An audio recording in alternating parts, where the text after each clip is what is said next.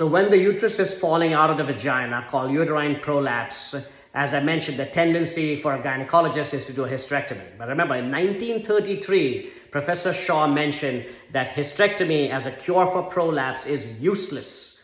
And the very worst type of prolapse is one that occurs after hysterectomy has been performed. This is what he said, and I quoted verbatim what he said in 1933. And I totally concur. And for over a decade, I have been preserving the uterus and saving the uterus. Now let's see, what is the evidence? The evidence is classically for it. In fact, even when women were asked what would they prefer, and even they said, majority of the women said, I would keep my uterus, I don't want to do a hysterectomy.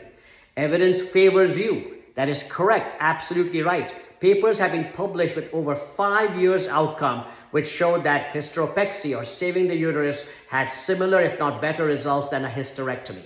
We have published extensively on this, and we have showed that hysteropexy is successful in correction of pelvic organ prolapse. Once you lift everything inside, it stays inside. It has to be properly anchored, properly attached, and that's what I do. I do everything from inside the vagina. We do not do anything from the belly or from laparoscopically. It's called NINOS, no incision natural orifice surgery, NINOS, no incision natural orifice surgery. That means right from within the vagina, we do this entire procedure without any incisions on the outside and reattach everything back to where it belongs without removing the uterus, without removing her organs.